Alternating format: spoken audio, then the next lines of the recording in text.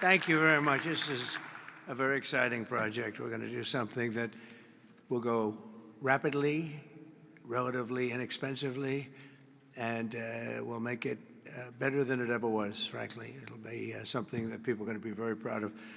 Along with, in the bigger picture, a place called Washington, D.C. That is the bigger one, and we'll talk about that in a little while. But let's talk about right now the Kennedy Center, and I'm delighted to be here as we officially announce the incredibly talented artists who will be celebrated later this year at the 2025 Kennedy Center Honors. It's going to be a big evening. I've been asked to host. I said, I'm the President of the United States. Are you fools asking me to do that? Sir, you'll get much higher ratings. I said, I don't care. I'm President of the United States. I won't do it. They said, please. And then Susie Wells said to me, sir, I'd like you to host. I said, okay, Susie, I'll do it. That's the power she's got. But I just, so I have agreed to host. Do you believe what I have to do? And I didn't want to do it, okay? They're going to say, he insisted. I did not insist. But I think it will be quite successful, actually. It's been a long time. I used to host the Apprentice finales, and we did rather well with that. So I think we're going to do very well because we have some great honorees, some really great ones. Since 1978, the Kennedy Center Honors have been among the most prestigious awards in the performing arts. I wanted one. I was never able to get one. This year, it's true, actually. I would have taken it if they would have called me. I waited and waited and waited, and I said, the hell with it. I'll become chairman, and I'll give myself an honor. Maybe I'm going to honor, next year we'll honor Trump, okay? This year, the board has selected a truly exceptional class of honorees. I mean, really exceptional. First is country music star, actor, and producer George Strait.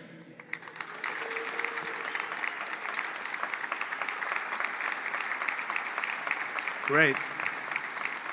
Over an extraordinary 4-decade career, George has sold more than 120 million records worldwide, amassed 60 #1 hits, wow, and produced 33 platinum certified albums, more than any other living American. That is amazing.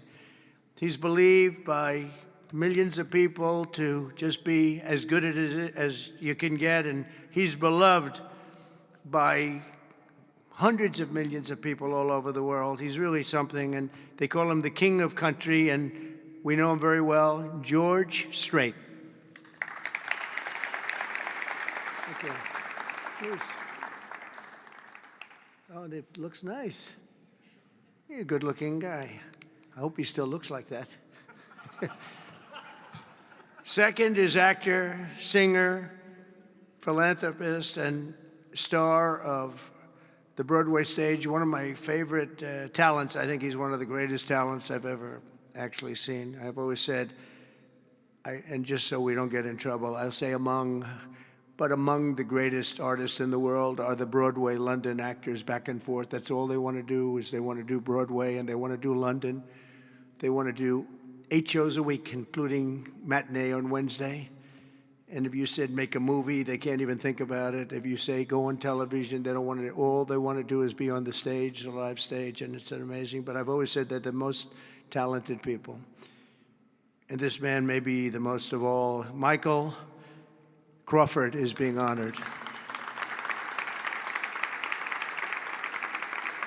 Michael was born in England in 1942. He made his Broadway debut in 1967. I was there.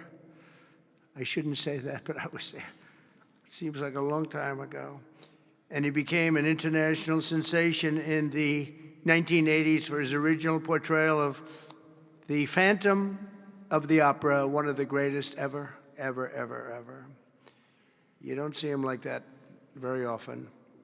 Winning him the esteemed Tony Award for Best Actor in a Musical. He's won so many awards. Michael is truly a generational talent, had a voice that was unbelievable. It was unbelievable. There's never, I don't know, it's Luciano Pavarotti had a very different voice. The power was incredible, magnificent. Michael had a different kind of a voice. These are just unbelievable talents.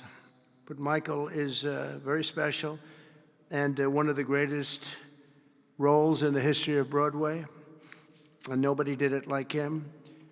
Michael Crawford, thank you very much. Great guy. Next, we look forward to honoring three-time Oscar nominee, Golden Globe Award winner, an action movie icon, and a friend of mine. He's a very unique man. He's somebody that doesn't do these things. I said, I wonder if he'll accept, because some people don't really want to be honored. They don't care. But he was very honored to be honored, I will tell you. He's a very special guy.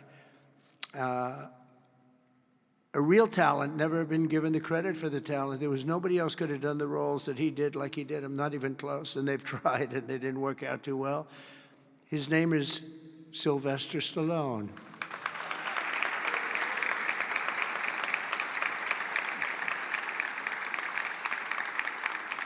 So it's very few, almost, if any, people that could have taken a name and made it so incredible, like Rocky, Rambo, Creed, and others. But think of it, Rocky, Rambo, if you did one, you're good.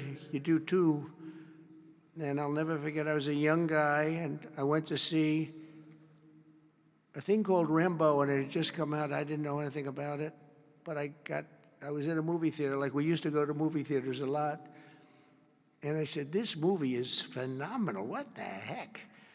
And that turned out to be a monster. Rocky is Rocky. I mean, the way that happened, you know, Sly had no money, nothing, and he went around, and everybody wants to do a boxing movie. It's the most, you know, probably more than any other type of character, boxing, always boxing. It's so great. And there's rarely been anything like this one. John Voight did a great one, as you know. Champ, great. I think that was right there, too. John Voight's a phenomenal person, phenomenal actor. But Sly came in, and he had no money. He wrote a script, along with thousands of other people writing scripts on a boxer. And for some reason, a studio picked up this and liked it. And Sly he's in an old car that he came in from Brooklyn, or someplace in New York, but I think Brooklyn. It barely made it to California. He was sleeping in the car. I mean, he had nothing. And he wanted control over who the actor was going to be, because he said it can't be successful if you're going to pick a movie actor with a bad build, okay? A nice face, but a bad body. And he said, I can't have these guys, because he's a tough cookie, and he knew exactly what it took. He knew what a boxer's body was. So they brought him one, and I won't tell you who it was, but it was a big name. But the chest wasn't exactly what you need. One shot, and your heart would pop out. That wasn't too good. Then he did another one. He was fat, sloppy, but had a good face. Then he did another one, and another one, and another one. And he turned it down. He wouldn't take $1 million. He wouldn't do it. And it turned out that when they saw him, they said, you know, you'd be actually pretty good for this role. And he had never done this before, anything like it. But think of it, he turned down $1 million. He had nothing. He refused to let somebody else play. He didn't want to play it. He wasn't originally, he did it as a writer. But he ended up playing it because he couldn't find anybody else that fit the role. And who knew what would have happened? He's become a legend of the silver screen, a true legend, and he's a great guy. He's a little bit tough, a little bit different, I will tell you. He's a little tough guy. But he's a phenomenal person with a phenomenal wife and family. Incredible wife, incredible family.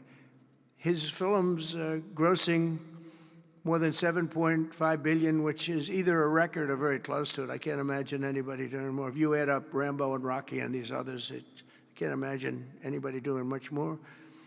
$7.5 billion worldwide over the course of 6 decades. And Sly is a pillar of the really American pop culture and a Hollywood superstar like few others, and one of the biggest names on the Hollywood Walk of Fame. In fact, the only one that's a bigger name of the Hollywood Walk of Fame, they say, is a guy named Donald Trump. I'm on the Hollywood Walk of Fame, too, if you can believe that one.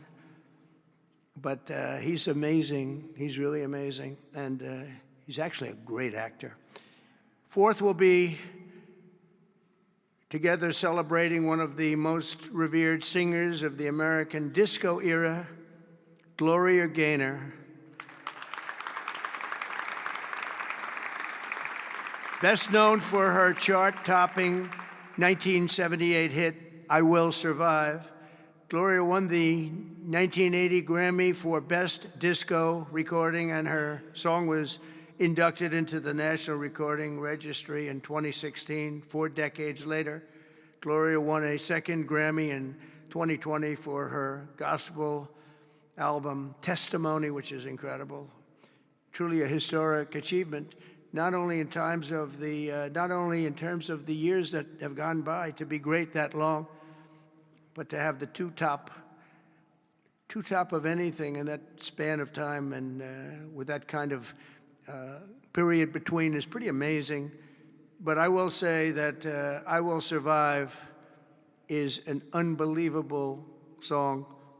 I've heard it, like everyone else here, thousands of times.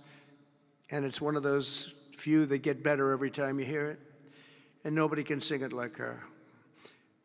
And that's an honor. So, Gloria Gaynor, thank you.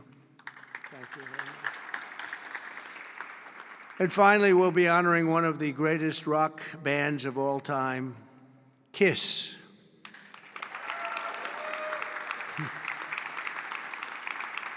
So Kiss was formed in 1973 in New York City by founding band members, and incredible people, by the way, Paul Stanley, Gene Simmons, Ace Frehley, and Peter Criss. Kiss became a global phenomenon, sold more than 100 million records worldwide, and produced 30 gold albums and lots of other things they produced. They made a fortune. And they're great people, and they deserve it, and they work hard, and they're still working hard, and it's an honor to present Kiss. Thank you very much. Got it? Yeah. Thank you. And they're going to do something very special. Kiss is going to be here on a little bit before the show. I think they're going to do something very special. We're going to have a good time. The 48th Kennedy Center honorees are outstanding people, a standing group, incredible. We can't wait to celebrate the Kennedy Center honors. It'll be in December. It'll be on CBS. In a few short months since I became chairman of the board, the Kennedy Center, we have completely reversed the decline of this cherished national institution. It was being run down. Money wasn't being spent properly. They were building things they shouldn't have built that nobody wanted, instead of taking care of the great gem that it is. You look at the marble, look at the quality of the marble, and the things that, with a little fix-up and a little work, we can make it unbelievable. These columns, when you see them the next time, they'll be magnificent. I mean, we have some great plans for this. The bones are so good. The bones of a building, if you don't have the bones, you might as well forget it. I'm working in another building, a thing called the White House. We're fixing it up so beautifully. It needed it. It's been many, many years since it's been properly taken care of. It's incredible. One of the great places of the world. Maybe, I mean, truly, to me, is there anything else even close? But we're doing that and doing some other things, and we're going to also fix up a place called Washington, D.C. We're going to make it so beautiful again. We're going to be redoing the parks, redoing the grass. You know, grass is a lifetime, like people have a lifetime. And the lifetime of this grass has long been gone when you look at the parks where the grass is old, tired, exhausted. We're going to redo the grass with the finest grasses. I know a lot about grass because I own a lot of golf courses, and if you don't have good grass, you're not in business very long, Lindsey Graham. By the way, you have very good poll numbers, Lindsey. I just saw. Congratulations. But a few short months ago, I became chairman of the Kennedy Center, and we completely reversed it. We reversed what was happening. We ended the woke political programming, and we're restoring the Kennedy Center as the premier venue for performing arts anywhere in the country, anywhere in the world. This has the potential to be anywhere in the world. We're going to make it something that people can't even believe. We have some unbelievable plans, and ultimately, it's about the talent you get. Though, you can have a beautiful building. You can have nice marble walls. You can have nicely done columns, as I was saying. But if you don't have the talent on the stage, and we're going to get the best talent in the world. To that end, the world-renowned musical Les Mis had a phenomenal 5-week sold-out run this summer, beat projected revenues by 35%, and we've raised over $10 million in private funds from a lot of generous donors, and we closed the $26 million budget shortfall that they had before we got here. And with the help of Congress, we secured the critical funding necessary to rebuild the building, and we're going to get all brand new, highest level seats, magnificent seats, and it's going to be all new. We could have taken the existing ones and do a little paint job, a little fabric, but it's not the same thing. So we'll be taking out next season. All of the seats will be taken out. The room is being completely rebuilt, and I just want to thank the Republicans in the Senate, headed by Lindsey in that case. Lindsey was she's a big fan of this building, and they got a record $257 million that's going to go toward renovations that the building really needs, and all of the exterior is going to be incredible. It's going to be exciting. So I thank you very much, and thank all of your Republican senators. I don't think we had too many Democrat votes, probably. You never have. We don't have Democrats voting even for crime. But I shouldn't make this political, because they made the Academy Awards political and they went down the tubes. So they'll say, Trump made it political. But I think if we make it our kind of political, we'll go up, okay? Let's see if I'm right about that.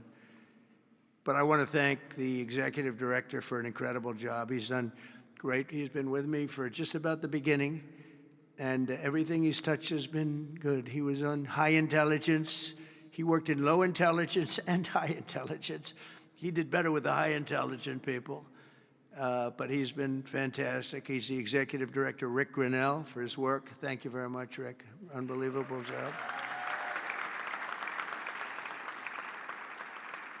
And as well as Lindsey and all the people that helped us in Congress, I want to thank, and the Senate has been incredible. By the way, Leader Thune has been unbelievable, and Speaker Mike Johnson. These are great people. What we're doing with the great big beautiful bill is you're going to see a whole different country. You're seeing it already. We're coming in where the trillions of dollars is coming in from tariffs from all over the world, from countries that took advantage of our country. They thought we were children. They took advantage of us for decades, and now the money is flowing to us, and we've become the hottest country anywhere in the world. But the Kennedy Center board members, many of whom I knew, and many of whom I put on the board, and it's as good a board as I've ever seen. And on the board also, and some people that are doing an incredible job. One in particular is Attorney General Pam Bondi. The job she's doing is incredible. Thank you very much. Long beyond the Kennedy Center. The Kennedy Center is the easy part. She's incredible, and you're going to see a big change in Washington crime stats very soon. Not the stats that they gave, because they turned out to be a total fraud. The real stats, the stats went through the roof. They had a man that was forced to put up stats like they were doing better. They're not doing better. Crime is the worst it's ever been, but it started as of about yesterday.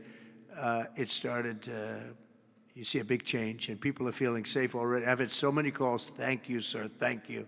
They were afraid to walk out. They're not afraid anymore. And this will be like the border. We started off with millions and millions of people coming in from all over the world, gang members and people from jails. They were unloading their jails into our country. All over the world they were coming, drug dealers. They came from Africa. They came from Asia. They came from South America, Venezuela in particular. They were coming in, Trinidad, and the toughest people you've ever seen. And by the millions. And for the last 3 months, we had 0, 0, and 0. We had 0 people come in for 3 months. They respect our country again. That's the other thing. All over the world, our country is respected again. So I also want to thank the Chief of Staff, Susie Wiles, who's fantastic. She's done an incredible job. And Sergio Gore for the job he's done with personnel. Thank you very much, Sergio. Fantastic. In the coming months, we'll fully renovate the dated and the infrastructure of the building and make the Kennedy Center a crown jewel of American arts and culture once again. I think we'll bring it to a higher level than it ever hit. Actually, it hit a certain level, but we're going to bring it to a higher level than it ever hit. We have the right location, and soon we will be a crime-free area. This is going to be a crime-free area, by the way. You'll be able to go out. People tell me they can't run anymore. They're just afraid. And they'll be running again. We're going to have a crime-free. It's a big statement because if one thing happens all year, Pam, you better be good because they'll say Trump did not fulfill this. One person gets a little injured by somebody, they'll say Trump did not fulfill his promise. No, we're going to be essentially crime-free. This is going to be a beacon, and it's going to also serve as an example of what can be done. We have to get rid of this cashless bail nonsense. If you look at New York, Chicago, Los Angeles, which is so badly run. Los Angeles, they can't get the houses. They can't get the people their permits to build their houses. They're trying to rebuild their houses from the ridiculous fire that should have never allowed to have taken place. They should have had the water coming down from the Pacific Northwest, but they didn't do that. But they can't get the permits for the people that want to build their houses. But I want to thank Lee Zeldin because the federal government has gotten all of their permits, which are much more difficult permits, actually, and had them literally within 30 days after the fire. Everybody had their permit. But you don't have the city and state permits. They got to get going. The governor and the mayor have to get going. It will just be a matter of time that we're going to do something that's going to be incredible. We're going to use the Kennedy Center as a big focus of it, and that's the 250th anniversary celebration that we're having. So it's 250 years. So we have the Olympics, we have the World Cup, and we have the 250th anniversary celebration, all in this administration, and it's an honor that we were able to not be allowed to do what we were illegally and what we were supposed to do, and that was we had a great election in 2020. We won the election by a lot, but it was a rigged election, and we had to wait 4 years, and we waited 4 years, and it's interesting because I got the Olympics and I got the World Cup. I can't claim that I got the 250th. That one's a big one, but I happen to be here. But I got the Olympics, I got the World Cup, and I said the shame of it is that I'm not going to be president when it happens. And lo and behold, look what happens. We have some bad things took place, and now I'm going to be president for the Olympics. I'll be president for the World Cup, and the 250th is going to be maybe more exciting than both. It's a great celebration of our country. We're going to be using this building for a lot of the celebration having to do with 250 years. But as I said earlier, I'm determined to make Washington, D.C. safe, clean, and beautiful again. It's going to take place very rapidly. Be prepared. And a big part of that's going to include the Kennedy Center. So thank you very much. And I want to thank everybody for helping us. This is mostly the group right here. They're young, they're smart, they're ambitious, they want my job. Someday one of them will probably have it. But we have a great group of people that are putting this together, and they're also helping us with Washington, D.C. We're going to make Washington beautiful. We're going to redo roads. We're going to redo the medians, the pavers, and the medians all throughout the city. We're going to take all the graffiti off. We're going to have to remove the tents and the people that are living in our parks. We're going to be redoing the parks, the grasses and all. We're going to be going to Congress for a relatively small amount of money, and Lindsey and the Republicans are going to be approving it. I don't know about the Democrats. They don't approve anything. It's amazing. It's like they just don't want to vote for anything. They've got the yips. You know, in golf they say the yips. The Democrats are afraid to do anything because they don't want to be criticized. But fighting crime is a good thing. We have to explain. We're going to fight crime. That's a good thing. Already they're saying, he's a dictator. the place is going to hell, and we've got to stop it. So instead of saying he's a dictator, they should say, we're going to join him and make Washington safe. But they say, he's a dictator. And then they end up getting mugged, and, but the stats are very bad. But we're going to, I think we'll actually get Democrat support. I really believe they can't do this one too. It's, they talk about 80-20 issues, but I think many of those 80-20 issues, like men and women's sports, I think it's 97-3, not 80-20. And I think crime is maybe 100-0. So I think we may get very well some Democrat support, but I hope so. But even if we don't, we have the majority, so we're going to vote it in as Republicans, and we're going to do something. And that's going to serve as a beacon for New York, Chicago, Los Angeles, and other places all over the country. Our whole country is going to be so different and so great. It's going to be clean and safe and beautiful, and people are going to love our flag more than they've ever loved it, and we're going to do a great job. So I want to congratulate all the nominees. They're unbelievable people, and we're going to have a tremendous day in December, and that evening is going to be special, some really special people, and real talent. Do you have any questions? Yes, please. Hi, sir. There's new reporting that the Russians have hacked into some computer systems that manage U.S. federal court documents. I wonder if you've seen this reporting and if you plan to bring it up with Putin when you see him later in the week. I guess I could. Are you surprised? Are you surprised? They hack in. That's what they do. They're good at it. We're good at it. We're actually better at it. But no, I have heard about it. I have heard about it. Please.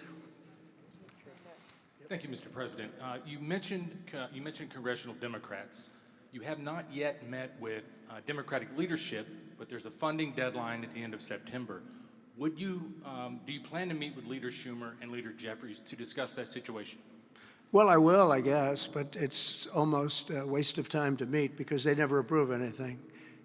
If we want money to fight crime, if we want money to do only good things, just good things. Let's not even talk about controversial. They don't want to meet about anything. They really are. They're stuck.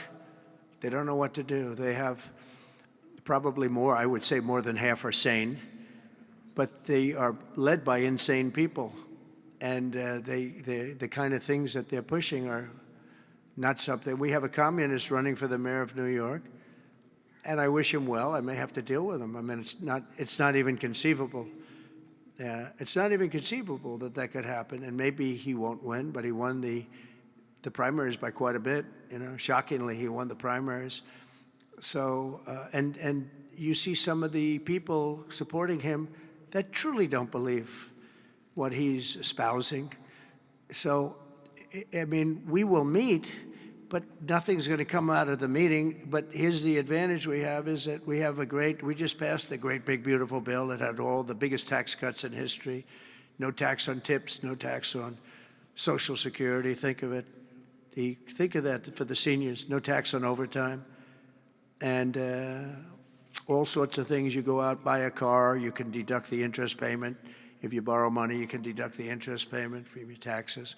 So many things, but the biggest thing is, from a business standpoint, deductions. That was tremendous. It's going to, our country is roaring. Our businesses are.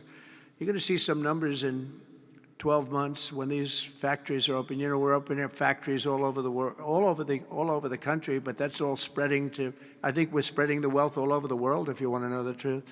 But we're opening them in this country at a level that we've never seen before. We've never seen. So they just don't want to prove anything. They just, we meet with them and they say, as Nancy Reagan said, just say no. They go, just say no.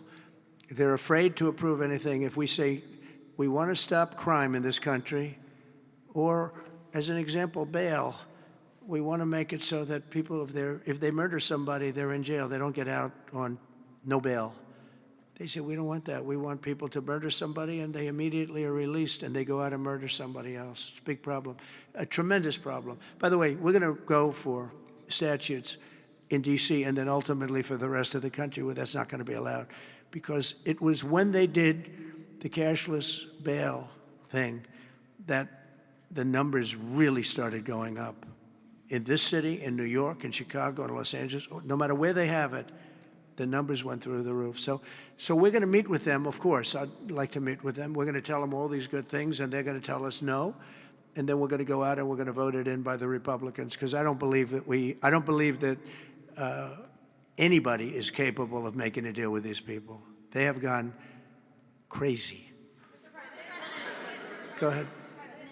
Thank you, Mr. President. Thank you. Your federalization of the police has a 30-day limit unless Congress acts to extend it. Are you talking to Congress about extending it, or do you believe 30 days is sufficient? Well, if it's a national emergency, we can do it without Congress, but we expect to be to Congress, before Congress, very quickly. And again, we think the Democrats will not do anything to stop crime, but we think the Republicans will do it almost unanimously. So we're going to need a crime bill that we're going to be putting in, and it's going to pertain initially to D.C. We're going to use it as a very positive example. And we're going to be asking for extensions on that, long-term extensions, because you can't have 30 days. 30 days that's by the time you do it. We're going to have this in good shape. And don't forget, in the border, everyone said it would take years and you'd have to go back to Congress. I never went to Congress for anything. I just said, close the border. And they closed the border. And that was the end of it. I didn't go back to Congress. We're going to do this very quickly, but we're going to want extensions. I don't want to call national emergency. If I have to, I will. But I think the Republicans in Congress will approve this pretty much unanimously. Please, go ahead. Thank you, Mr. President. Would you encourage members of the press to do ride-alongs with the D.C. police to understand how serious this crime issue is? It's okay to me if they want to do it. We're going to work with the D.C. police. A lot of very good people in there. Not all, but a lot of very good, very, very professional. And, we have a big force. I think they said 3,500. They're always asking the mayor, who's a very nice woman, but got to do the job. We've worked with the mayor for 6 months, and she's been here for many years. And the numbers are worse than they ever are. Don't let anyone tell you they're not. And the whole statistical charts that they made, the whole thing is a rigged deal. They got rid of the guy because he didn't want to do the numbers the way they wanted to, and they put their own numbers out. They said it's the best in 20 years. No, it's the worst in 20 years. But we're going to be very open about what we're doing. So if the media wants to ride with police, if they want to do it, if they feel it's safe, that would be okay.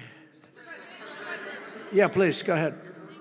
Sir, with President Zelensky. Thank you, Mr. President. Mary Margaret with Daily Wire. 2 questions on D.C., if that's okay. How do you feel about Mayor Bowser's level of cooperation and her choosing to advocate for D.C. statehood right now? And The statehood, let me do that one. Okay. Statehood is ridiculous. We want to straighten the place out. Statehood's ridiculous. It's unacceptable. It's the Democrats want it because the Democrats have, about 95% in this little area. Even I didn't get it very much.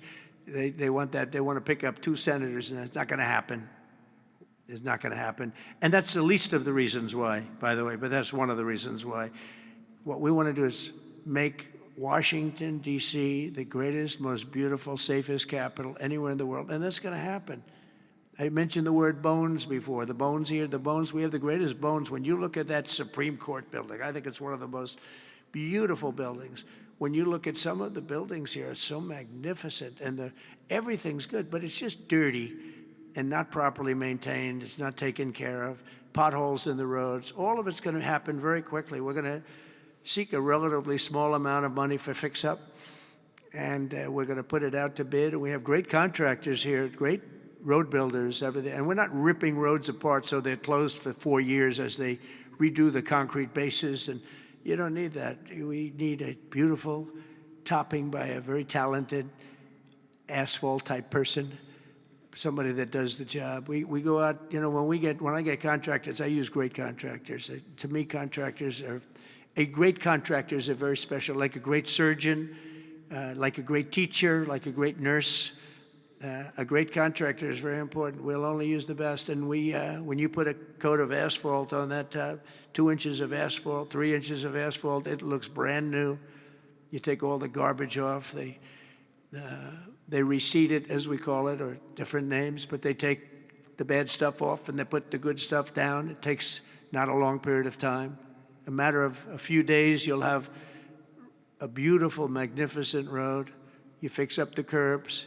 You get rid of the medians in this town are just horrible. You know, you're riding around, I think to myself, leaders come from foreign countries. You see, with leaders all the time, different leaders. They came in from India recently and from everywhere.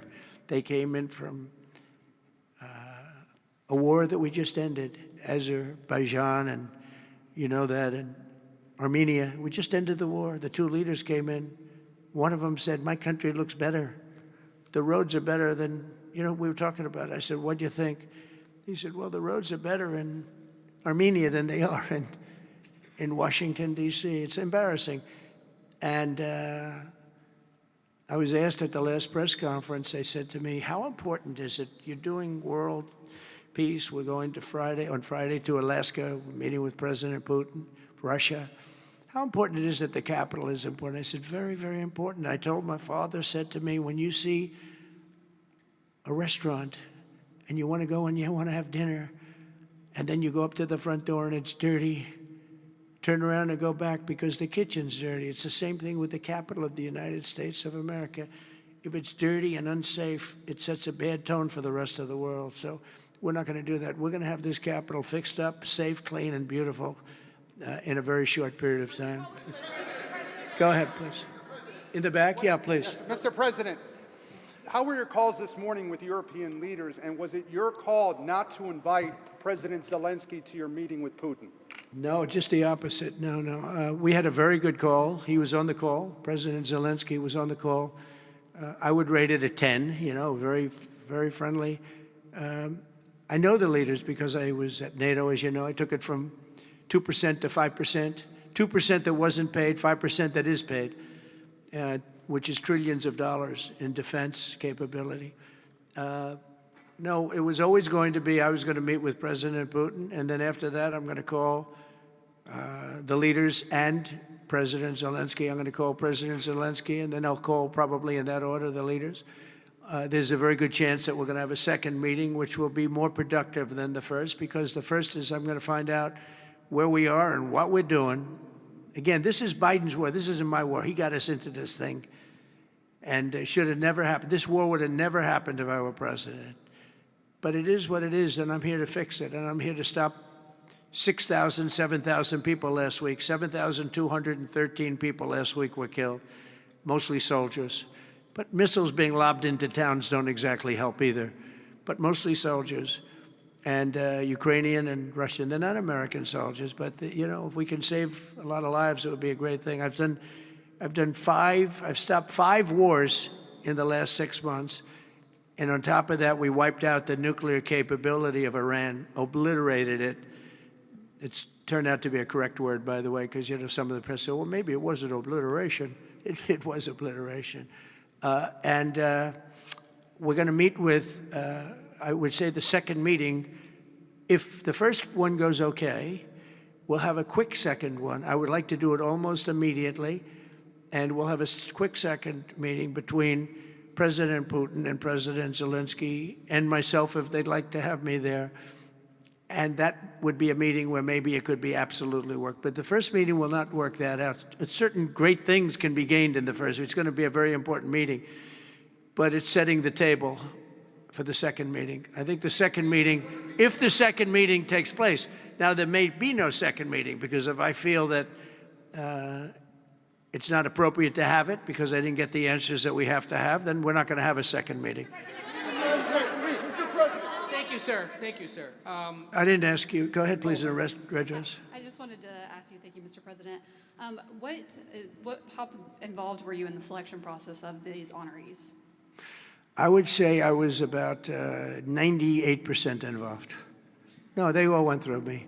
They came over, Rick and Sergio and everybody. They said, I turned down plenty. They were too woke. I had a couple of wokesters. No, we have great people. This is very different than it used to be. Very different. These are great people, and they're not. I don't have any idea of the Republican, because I want people that. The Kennedy Center has everything. Look at the Academy Awards. It gets lousy ratings now. It's all woke. All they do is talk about how much they hate Trump. But nobody likes that. They don't watch anymore. That used to have 45 million people watching. I remember The Apprentice, first season. The Apprentice had 42 million people. The Academy Awards had 41 million people. We were the second show to the Super Bowl.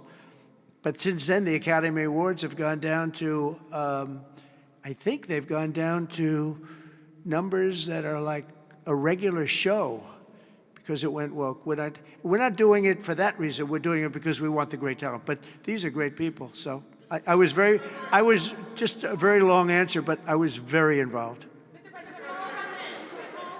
Thank you, Mr. President. The Biden administration was auctioning off border wall materials, but we're hearing now that the auctioneer is selling those materials back. Are you finishing building the wall? Well, I built hundreds of miles of wall, and I was getting very close. I actually finished the wall, but then I added another 200 miles because when you do the original wall that I said I was going to build, which I got built, and I got it to the specifications of the Border Patrol and ICE, the exact. They wanted steel, they wanted concrete inside, they wanted rebar inside that, they wanted it to have wires. We have the walls are wired for, all of the internet stuff and security things. And we built it hundreds of miles. We did great. That's one of the reasons, even now, we're able to have such good numbers at zero, or essentially very little people coming in. But Biden, I ordered for another 200 miles. I was going to do another 200 because it's the way it is. And we're all set to do it. Then we had the bad election result, the horrible, what happened to our country, what they've allowed to happen to our country.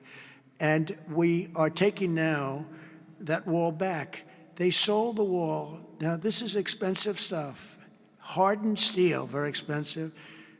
9,000-pound concrete and rebar. Rebar is very expensive, the hardest rebound. No, it's very hard to cut. You have different materials. It's very hard to cut because they cut it down if they can. It's very hard to cut.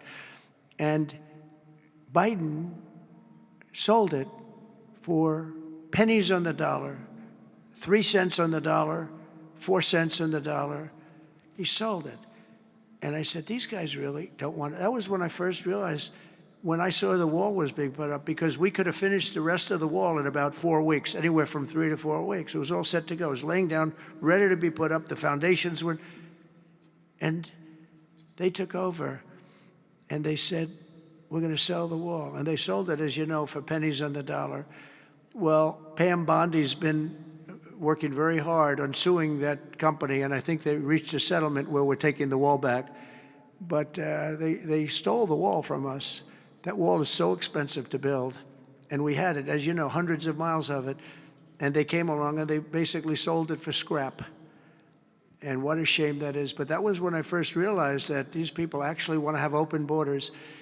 And no country has poor countries don't have open borders. No, we had open borders where people just walked in. It didn't matter what they looked like, who they were. We had 11,888 murderers, half of whom killed more than one person. Literally killed more than one person. And this is who we took into our country. So the wall is the least of it, but we're going to take the wall back. We're paying a small amount of money, as I understand it, to get it back, to get rid of the litigation. We'll take it back. We'll put it up. Yeah.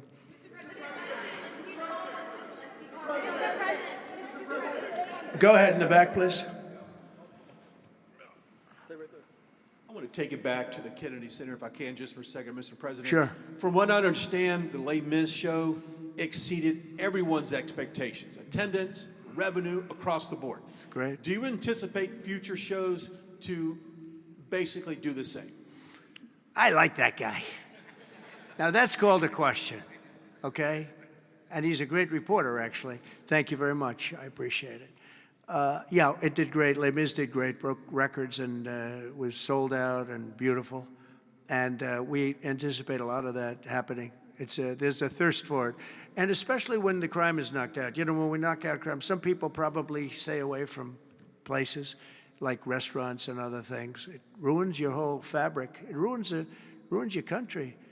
And when somebody thinks they have about a 25% chance of getting mugged, they say, let's not go to restaurants tonight. We're going to make it so that they have no chance of getting mugged. And it's going to happen soon. And yeah, we think we're going to have a lot of very successful evenings here. Please. Will Russia face any consequences if Vladimir Putin does not agree to stop the war after your meeting on Friday? Yes, they will. Yeah. What will the consequences There will be be? consequences. Sanctions, tariffs? There will be, I don't have to say, there will be very severe consequences, yes. Yeah, please. Can I ask you a question about the Fed? Right next to you, please, yeah. About the Federal Reserve. Oh, Federal Reserve, my favorite. Posted Too yesterday late. that you're He's too late.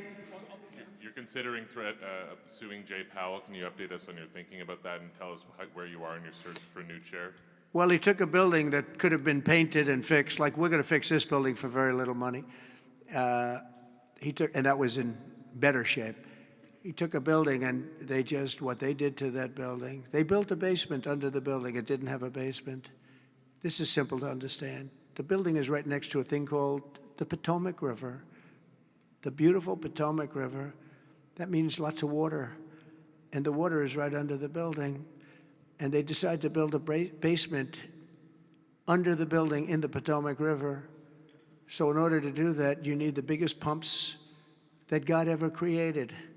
And they were pumping their hearts out, but as big as those pumps are, you can't pump it fast enough because it's the Potomac River. If the pump were bigger than this room, you couldn't pump it. But they tried, and they've been building a basement. And I said, why did you want to build a basement? I thought it would be a good idea, sir. A basement is the least valuable floor in a building. I know a lot about real estate. The least valuable thing is the basement.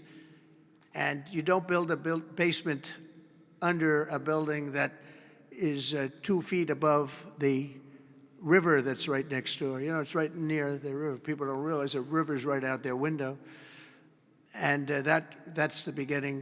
They did just a terrible job. Instead of, I could take a ceiling like this, they'd rip out the ceiling because they see a crack. Let's rip out the ceiling. And I would fix the crack, and I would paint the ceiling. And under the ceiling, they put the most incredible protective material. They go out by 3/4 inch, brand new, gorgeous 3/4 inch plywood and sheetrock, hardened sheetrock. And they had it all over the building. So if a little piece of flake came down, but the problem is when they took the ceiling down and it would hit, they spent millions of dollars on protective material that you didn't have to spend anything. He could have done that job for $25 million, and they spent $3.1 billion. He said 2.7, but it's really 3.1. They just don't want to include one of the buildings in the deal. But it's going to be much more than that. And I think he'll be long gone by the time it finishes because they've got a long way to go. And then I hear they want to hire 3,000 economists. What are they going to do? And he got it all wrong. He's too late. We call him Jerome Too Late Powell. It will live with him forever. I believe that name will live with him forever, along with the name Pocahontas and some of the others. He worked closely with Pocahontas, by the way. She's another beauty. But we have a real problem there. They're way over budget, and they did a job that shouldn't have been done. It was unnecessary to be done. I could have gotten the greatest wallpaper anywhere in the world from the finest stores in the world. I could have fixed up a wall a little bit. It would have taken about 2 hours. And covered it with the most magnificent silk and most magnificent paper for thousands of dollars as opposed to tens of millions of dollars. What a shame it is that they did. But they would take down areas of the building that shouldn't have been taken down. They could have literally been painted, and they didn't do that. So they've got a long way to go. And I think it's just grossly incompetent, but not quite as incompetent as his decision not to do interest rates, take down interest rates, because just like they shouldn't have taken down a ceiling, they should take down interest rates. Every point costs us $360 billion a year. Think of that, $360 billion for 1 point. And we should be down at 1% because we're the leader of the world. We were always the lowest interest rate until like a certain time ago, decade, couple. But we were always, because we were the United States of America. So even if the country was run badly, we were considered like to be super prime. And now he's got us in a bad place. So we're paying $360 billion a year for each point. Now, I believe we should be 3 or 4 points lower. So that's over $1 trillion we pay. Every year, in interest. And it's really just a paper calculation. You sign a document and you save almost $1 trillion because that number equates very much to the bonds that we have to buy. But despite that, we're powering through it, and we have the greatest economy maybe we've ever had. But the housing sector, people aren't able to get good mortgages. They're paying too much because of Jerome Too Late Powell. He's truly incompetent. And we'll be making another, we put a very good man in temporarily in the one spot because one of the people that was appointed by the Democrats left early. And I heard left because that person wanted lower interest rates. And I heard quit, but I have no idea. I'm sure she won't say that. I'll be naming a new chairman sometime within the next, I think I'll name it a little bit early, the new chairman. I'm down to 3 or 4 names, all good, all great. The problem is you name them and then they turn out to be not good. That's happened to me a couple of times. You name somebody, they tell you everything you want to hear, and then they go in and they turn out to be not good. I mean, he told me everything that I thought was appropriate. He turned out to be a stiff, you know, real stiff. But other than that, I think he's doing a very good job, yes. Okay, maybe 1 or 2 more. 1 or 2 more. Yes, sir, please. Go ahead. Mr. He looks President, like Scott Bessent. Are you the Treasury Secretary? You don't want me for Treasury. I trust don't me. know. I don't know. You look like you could do a good job. Go ahead. I keep my family budget okay.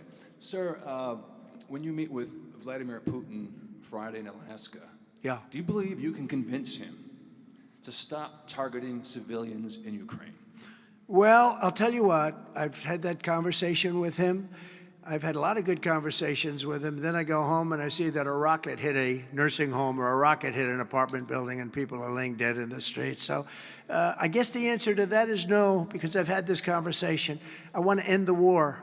It's Biden's war, but I want to end it. I'll be very proud to end this war along with the 5 other wars I ended. But I guess the answer to that is probably no, because I would have had a good conversation with Vladimir. I knew him very well. I got along with him great, actually. We had I had to go through the Russia hoax.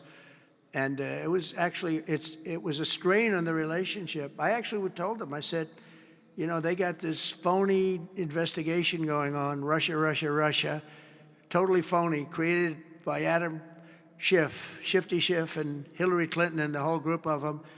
And it made it very dangerous for our country because I was unable to really deal with Russia the way we should have been. I'm looking at Pam because I hope something's going to be done about it. These people put our country at great danger. And Adam Schiff, it was all made up. It was a hoax. The Mueller report came out. They all hated me. They had 18 Trump haters. And they said I did nothing wrong. They couldn't believe, they couldn't find anything after years of investigation. It was all a hoax. It was a hoax created by the Democrats, but in particular Schiff and Crooked Hillary, the whole group. And now we've learned all the stuff that's come out over the last 2 months is incredible through intelligence. And hopefully something's going to happen with it. These are people that put our country in danger, in real danger. I want to thank you all very much. Thank you very much.